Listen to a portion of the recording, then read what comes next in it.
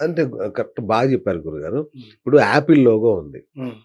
కొరికిన Apple లాగా ఉంటదది. అవును. ఓడియమ్మ! ప్రపంచాన్ని ఏలుతుందది. అవునండి. ఓకే. అవును. ఇట్లా కొన్ని మాత్రం సూపర్ హిట్ అవుతాయి. హ్మ్. కొన్ని ఎంత గొప్పగా పెట్టినా గూడా ఫెయిల్ అయిపోతుంటాయి. అవును. ఉదాహరణ 'నోకియా' అనుకోండి. హ్మ్. అది అద్భుతంగా ఏలింది టకాకని పడిపోయింది. అవునండి. సో, దీనికేమన్నా ఫార్ములా ఉంటదా? అంటే యెస్ లోగో అండి. పెట్టడానికి సంఖ్యాశాస్త్రపరమైన ఫార్ములా ఏమన్నా ఉంటదా? మీరు అడిగే క్వెషన్స్ నాకు ఎట్లా అంటే మంచి నాకే లోపల దాగున్నటువంటి అన్ని ఇలా తట్టి అంటే లేపుతున్నట్టున్నాయండి. సార్ ఏం లేదు. మా సామాన్యులకు ఉండే సందేహాలు ఇవన్నీ. అందుకే. సో, యాపిల్ ఈజ్ ఏ శుక్రుడు. హ్మ్. శుక్రుడు. యాపిల్ తింటే హ్మ్. శుక్రకణాలు పెరుగుతాయి. అవును. అండ్ అందం పెరుగుతది. యాపిల్ ఉండేదెక్కడ? పండేది కాశ్మీర్‌లో. సో, శుక్రుడు అనే గ్రహాన్ని యాపిల్ అనే లోగోని మీరు ఒకటో తారీఖు పుట్టారు. అవును. ఆ యాపిల్ లోగో తెచ్చి పెట్టుకున్నారు. ఆ! పడతదా? పడదా? ఇందాక మీకు చెప్పా. యెస్. ఆ! మీరు ఒకటో తారీఖు పుట్టారు. యాపిల్ వచ్చేసి 6 నంబర్ శుక్రుడు. ఓహ్! పడదు. మీరు ఒకటో తారీఖు. అది 6 తారీఖు. పడదు. మీరు అది లోగోగా పెట్టుకుంటే పడతదా? అప్పుడు చచ్చామే. ఆ! ఆ! అయిపోయినట్టే పని ఇక అవును. Dead anti combination. అవును. సో, మీకు కావాల్సినటువంటి ఫ్రూట్‌నే మీరు పెట్టుకోవాలి. ఓకే. మీకు బత్తాయి పెట్టుకుంటే మంచిది. ఆ! అంతేగాని కరెక్ట్. అతను కొరికాడు గదా! అని మనం ఇంకో పక్క మన నుండి మన జీవితాన్ని ఆ! యూనివర్స్ అనేది కొరికేస్తది. అమ్మమ్మ! అవునా? బాబోయ్! లాజికల్ ఎంతుందండి అసలు దీంట్లో. హ్మ్. వాస్తు ఇవన్నీ సంఖ్యాశాస్త్రం మామూలు లాజిక్ గాదిది. యూనివర్స్ అండి. యూనివర్స్ దగ్గర ఓకే. అందరు తలొంచాల్సిందే. హ్మ్. వ్యాపారంలో పోటీ. అవును. అది సర్వే సర్వత్రా ఉన్న అతిపెద్ద సమస్య. అవునండి. దీంట్లో ఈ రాహుకేతులు గాని, శని ప్రభావం గాని తగ్గించుకుంటే హ్మ్. వ్యాపారం బావుంటుందని జెప్తుంటారు గదా! అవును. దీనికి ఏం జేయాలి రెమెడీస్? ముఖ్యంగా వ్యాపారం బాగుండాలంటే, ఈ వ్యాపారం జరిగే చోటు చుట్టుపక్కల యాంటీ వ్యాపారాలు ఉండకూడదు ఈయనకి. ఓకే. యాంటీ వ్యాపారం అంటే, ఇప్పుడు సపోజ్ ఈయన ఆహ్, పూలమ్ముకునే వ్యాపారం జేస్తున్నాడు. అవును. ఎదురుంగా ఆయన దానికి యాంటీ ఉంటది ఏదైనా. ఆ! సపోజ్ ఈ పూలన్నీ ఎక్కడికెళ్తాయి? పూజకెళ్తాయి. అవును. దానికి ఎదురుంగా చికెన్ షాప్ ఉందనుకోండి. ఆ! ఏమవుతది? దెబ్బ పడుతుంది. దెబ్బ పడుతుంది. ఓహ్! సో, ఇవన్నీ జాగ్రత్తలనమాట. హుహుహు. ఇక్కడ ఈయన పూజ సామాగ్రి షాప్ పెట్టుకున్నాడు. కొంచెం పక్కల్లే శ్మశానం ఉంది. ఖతం. ఎంత యాంటీ అండి? అబ్బబ్బబ్బా! ఆ! ఇక్కడ పోలీస్ స్టేషన్ ఉంది. ఈయన పక్కన స్కూల్ పెట్టుకున్నాడు. అవును. యాంటీయా కాదండి? అవును. స్కూల్‌కి, పోలీస్ స్టేషన్‌కి ఎంత ఇదుంటది? వాడు అవును. స్కూల్‌లో సరిగ్గా చదువుకోనందుకే గదా! అవును. పోలీస్ స్టేషన్ పెట్టక అవును. స్కూల్‌లో సరిగ్గా చదువుకుంటే పోలీస్ స్టేషన్ ఎందుకే? మనకు కాబట్టి ఆ! పోలీస్ స్టేషన్ పక్కన స్కూలుంటే ఏమవుతదంటే, ఇలాంటి ఇబ్బంది వస్తది. అబ్బబ్బా! సో, ఆ! ఇంకా చాలా ఉన్నాయండి. చాలా ఉన్నాయి. హ్మ్. ఓహో! రైట్. అది. రైట్. హ్మ్. ఇక ఒకసారి హ్మ్. మనం ఆఫీసు హ్మ్. వాటి వాస్తుకొద్దాం. ఓకేనండి. రైట్. సో, నా నా మీ సబ్జెక్ట్‌లోకొద్దాం. సబ్జెక్ట్‌లోకొద్దాం ఇగ. అసలైన ఆ! సబ్జెక్ట్‌లోకి దిగుదాం ఇగ. హ్మ్. సో, ఇప్పుడు వ్యాపారంలో ఏ వస్తువు ఏ దిశగా ప్రొఫెషన్. పెడితే హ్మ్. ప్రొఫెషన్‌లో హ్మ్. ఏ వస్తువు అంటే ఆఫీస్‌లో హ్మ్. ఏ వస్తువు ఏ దిశగా పెడితే హ్మ్. డబ్బు గట్టిగా వస్తదనేది కొంచెం చెప్పండి. వ్యాపారం చేసుకునే వాళ్ళకి ఏ దిశ కలిసొస్తది కలిసొస్తదని ఫస్ట్. అంటారు. అవును. వ్యాపారం చేసుకునే పద్ధతిని బట్టి ఉంటదండి. అచ్చా! ఇప్పుడు స్టీల్ గాని, హ్మ్. లెదర్ గాని ఆ! బాగా శ్రమించి ప్రొడక్షన్ తీసేవన్నీ కూడా సౌత్‌లో ఉండాలి. ఎంట్రీ ఉండాలి. విద్యకు సంబంధించినవి, విద్య ప్రింటింగ్ గాని ఇవన్నీ కూడా ఈస్ట్‌లో ఉండాలి. అవునా? ఆ! ఓకే. ఆ! ఇప్పుడు బుక్ ప్రింటింగ్స్ ఉంటాయి. ఇవన్నీ అవును. కూడా ఈస్ట్ నుండి మంచిది. అచ్చా! తర్వాత కంప్యూటర్స్ అవన్నీ కూడా రెడీ చేసేవన్నీ కూడా నార్త్ నుండి మంచిది. ఆ!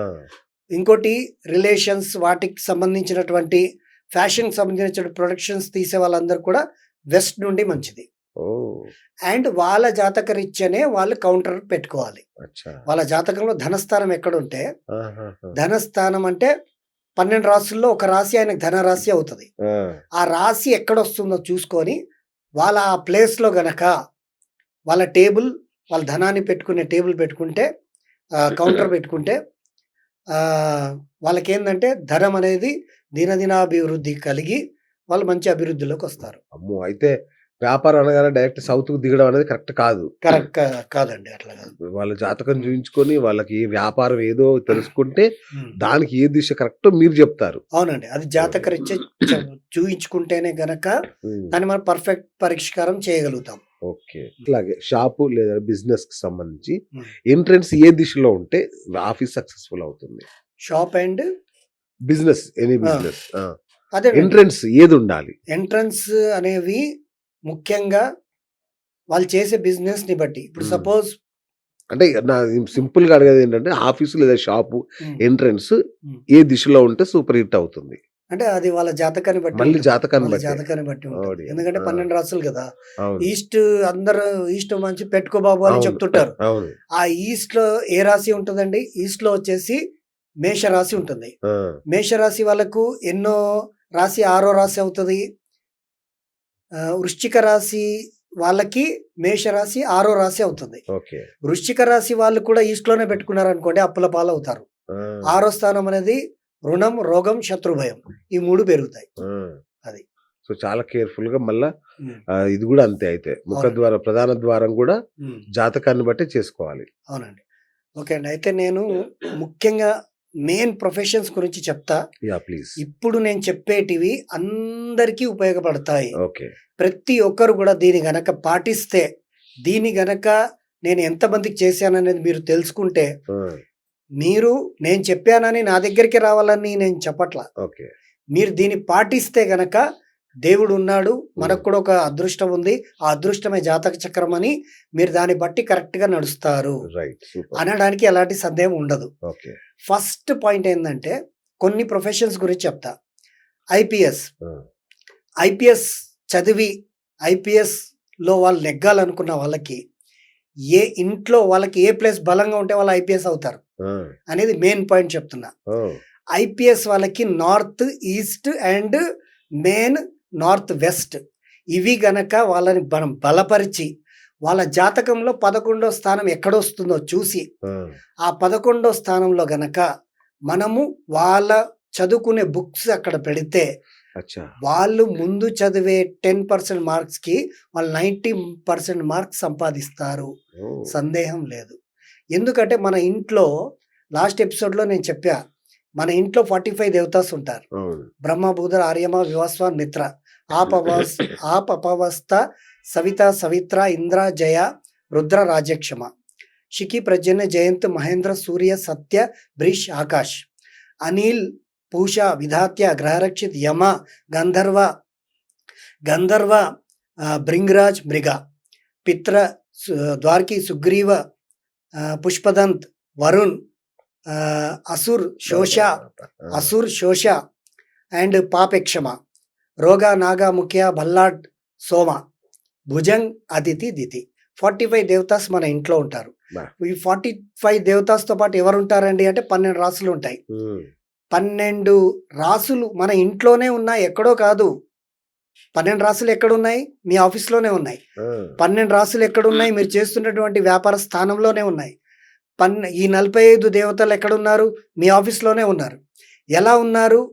ఇందాక నేను ఎట్లా పేర్లు చెప్పానో అవును. అలాగే ఉన్నారు. ఆ! వాళ్ళతో పాటు వాస్తు పురుషుడు గూడా ఉన్నాడు. అయితే మన ఇంట్లో 12 రాసులున్నాయి. ఎక్కడున్నాయి గురుగారు అని మీరు అడుగుతారు. ఆ! మేషరాశి వచ్చేసి ఈస్ట్‌లో, వృషభ రాశి వచ్చేసి నార్త్ వెస్ట్‌లో, మిథున రాశి వచ్చేసి నార్త్ ఆహ్, వెస్ట్‌లో, మక ఇది కర్కాటక రాశి వచ్చేసి నార్త్ ఈస్ట్‌లో, సింహ రాశి వచ్చేసి నార్త్ ఈస్ట్‌లో అండ్ సింహరాశి తర్వాత కన్యా రాశి నార్త్‌లో, కన్యా రాశి తర్వాత తులారాశి సౌత్ వెస్ట్‌లో, వృశ్చిక రాశి సౌత్ వెస్ట్‌లో అండ్ వృశ్చిక తర్వాత వచ్చేసి ధనురాశి నార్త్ ఈస్ట్‌లో, మకర రాశి సౌత్‌లో, మకర రాశి తర్వాత కుంభరాశి వెస్ట్‌లో అండ్ మీనరాశి వచ్చేసి సౌత్ ఈస్ట్‌లో.